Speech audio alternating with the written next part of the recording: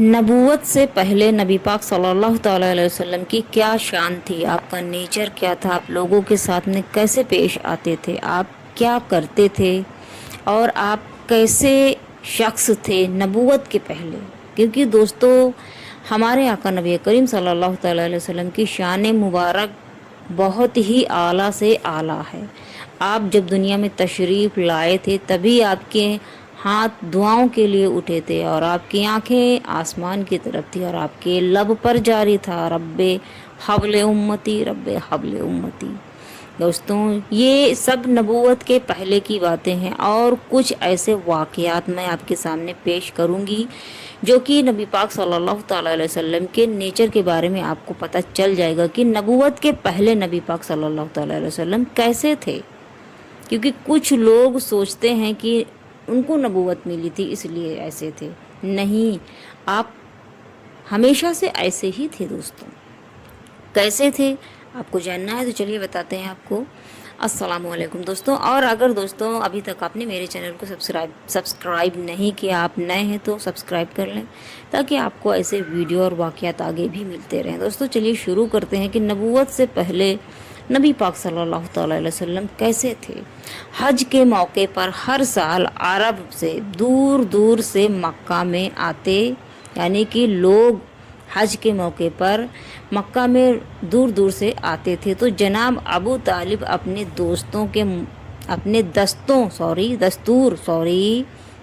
दस्तूर के मुताबिक हाजियों की खिदमत करते, यानी कि आप अपने हिसाब से जैसे हर साल किया करते थे, हमेशा किया करते थे, उसी हिसाब से आप उनकी खिदमत करते थे। हुजूर नबी करीम सल्लल्लाहु ताला अलैहि वसल्लम भी उनके साथ, यानी कि हज़रत अबू तालिब के साथ में हाजियों की मेहमानदारी में रात दिन मशरूफ़ रहा करते थे। आप इनके खेमों में जाते और कहते, यानी कि आप हाजियों के नबी पाक हाजियों के खेमे में जाते और कहते कि किसी को कोई ज़रूरत हो या तकलीफ़ हो तो मुझसे कहे। हाजी जब हुजूर नबी करीम सल्लल्लाहु अलैहि वसल्लम का ये बुलंद अखलाक हाजी लोग जब देखते तो यही कहते कि अबू तालिब का भतीजा तो बहुत ही अच्छा मेहमान नवाज है, यानी कि मेहमानदारी बहुत अच्छा करता है। आप पढ़ चुके हैं, यानी कि दोस्तों मैं आपको पहले ही बता चुकी हूँ कि नबूवत का ऐलान करने से पहले भी हुजूर नबी करीम सल्लल्लाहु अलैहि वसल्लम तमाम अरब में सच्चे और दयानतदार मशहूर थे और अपने आला अखलाक की वजह से अपनी कौम में बड़ी इज्जत की निगाहों से लोग आपको देखते थे, यानी कि आप बहुत बड़ी इज्जत की निगाहों से देखे जाते थे। अक्सर लोग अमानतें लाकर हुजूर नबी करीम सल्लल्लाहु अलैहि वसल्लम के पास रखते थे क्योंकि आप बहुत ही सच्चे और दयानतदार मशहूर थे। नबूवत के पहले से ही दोस्तों एक शख्स का बयान है कि हुजूर नबी करीम सल्लल्लाहु अलैहि वसल्लम के नबी होने से पहले मैंने आपके कुछ पैसे देने थे, यानी कि नबूवत के पहले की बात है दोस्तों कि एक शख्स को नबी पाक के कुछ पैसे देने थे। तो हुजूर नबी करीम सल्लल्लाहु अलैहि वसल्लम मुझे रास्ते में मिल गए। एक दिन आप उस शख्स को रास्ते में मिल गए। उस शख्स ने कहा, यानी कि वो शख्स कह रहा कि मैंने कहा मैं अभी आता हूँ, आप यहाँ ठहरें। हुजूर नबी करीम सल्लल्लाहु अलैहि वसल्लम ने वहाँ ठहरना मंजूर फरमा लिया, यानी कि आपने हाँ कर लिया कि ठीक है तुम जाओ, मैं यहाँ पे हूँ। घर जाकर वो शख्स कह रहा है कि घर जाकर मैं ये वादा भूल गया और 3 दिन तक मुझे ये वादा याद ही ना रहा। जब तीसरे दिन मुझे ये ख्याल आया तो मैं उस जगह पर पहुंचा और देखता क्या हूँ कि आप उसी मकाम पर बैठे मेरा इंतज़ार कर रहे हैं और मुझे देखकर आप ज़रा भी खफा नहीं हुए।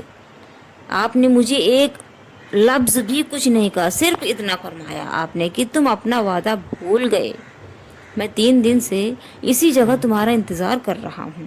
नबी पाक सल्लल्लाहु अलैहि वसल्लम ने उस शख्स से फरमाया था।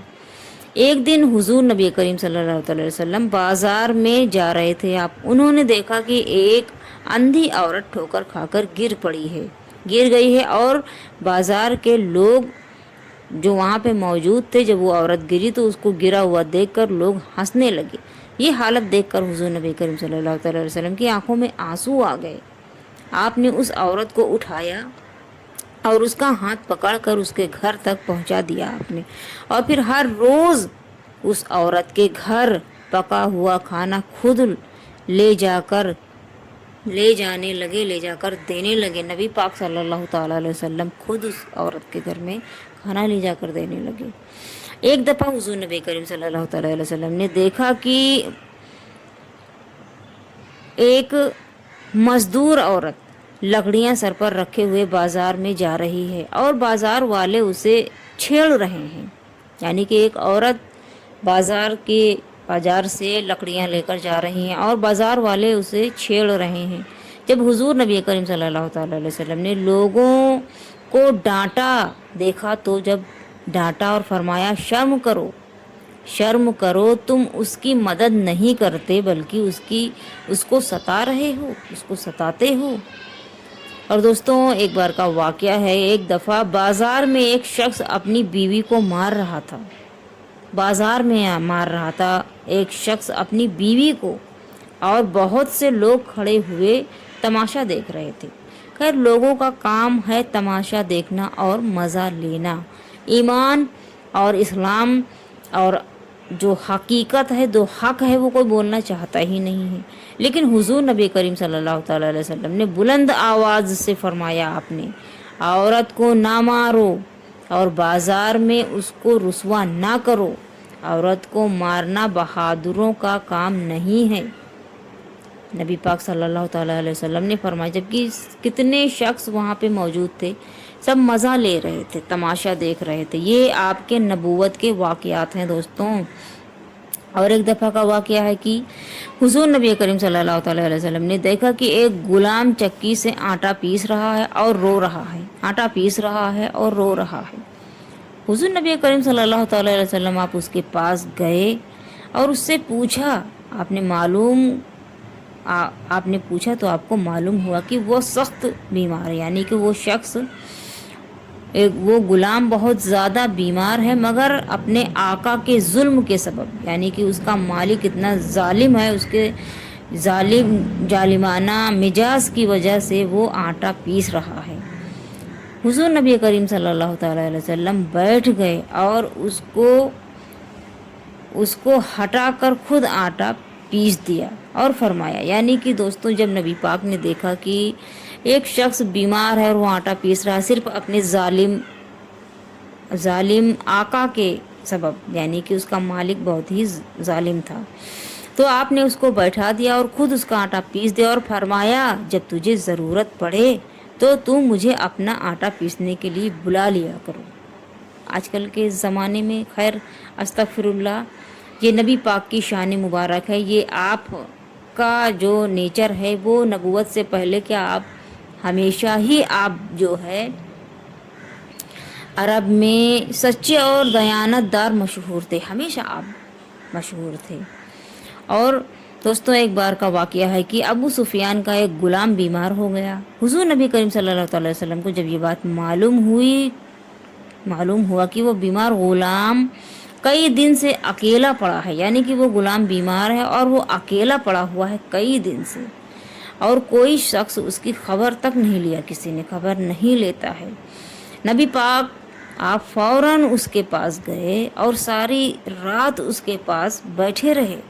वो तकलीफ़ से हाय हाय करता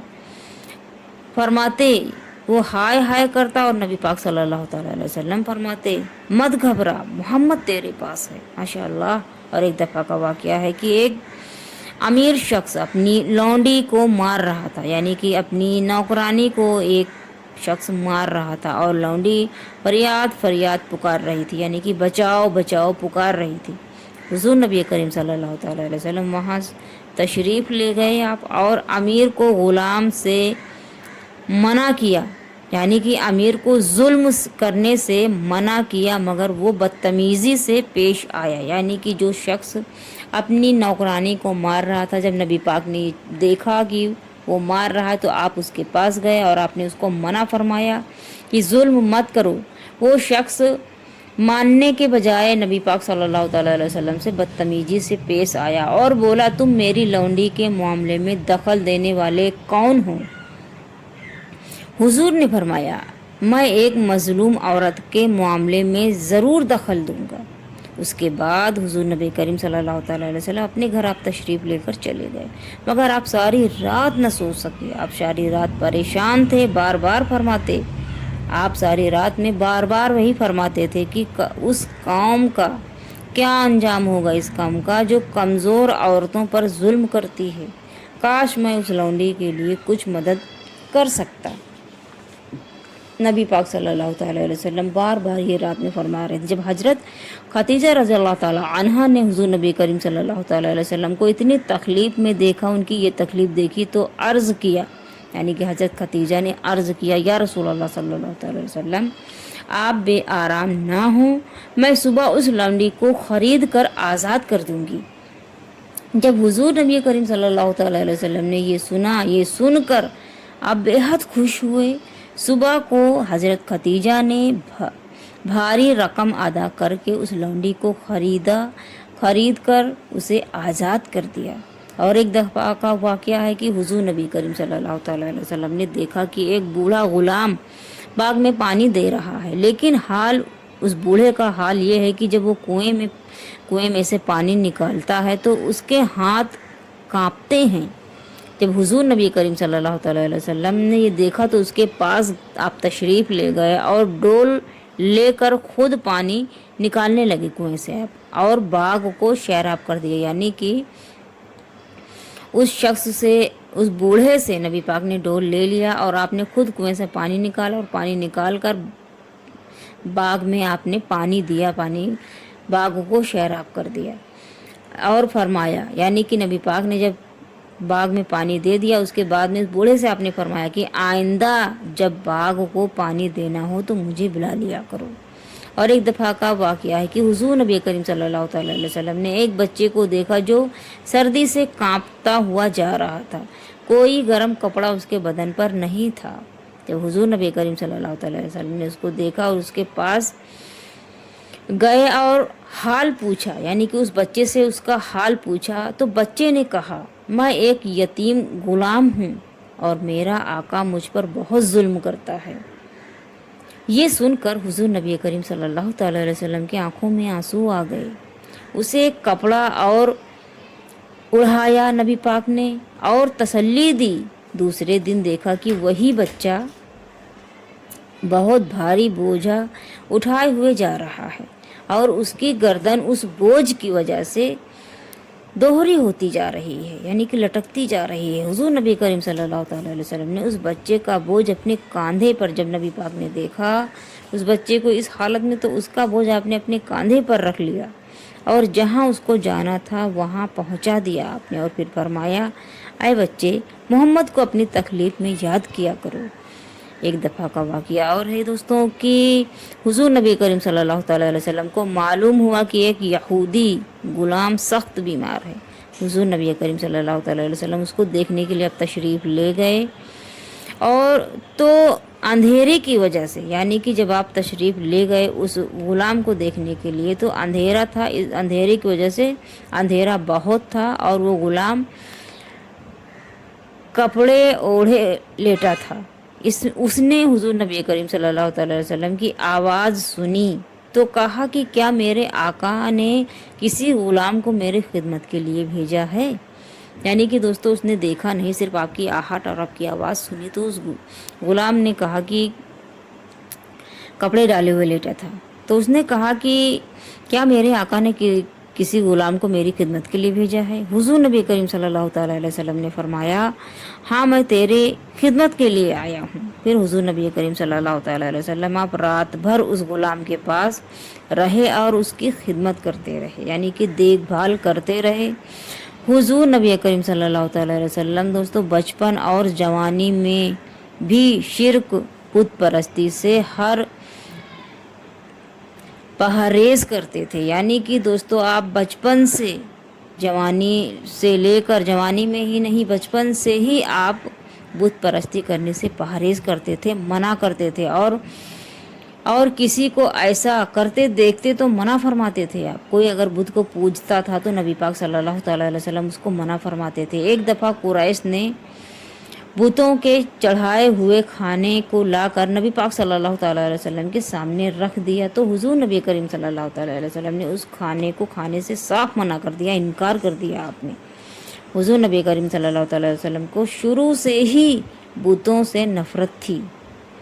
حضور نے نہ کبھی بت خانوں میں آپ نے قدم رکھا اور نہ کبھی بت پرستوں کے میلوں میں آپ شریک ہوئے۔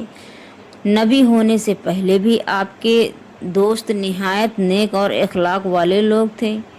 ان میں سے حضرت ابو بکر نہایت ممتاز شخص تھے، یعنی کہ نبی پاک صلی اللہ تعالیٰ علیہ وسلم کے دوستوں میں سے حضرت ابو بکر نہایت ہی اچھے اخلاق والے تھے اور آپ بھی بہترین شخص تھے۔ دوستوں، یہ تھا ہمارے آقا نبی کریم صلی اللہ تعالیٰ علیہ وسلم کے نبوت کے پہلے کا نیچر، یعنی کہ آپ کس طرح نبوت کے پہلے رہا کرتے تھے، آپ کیسے تھے۔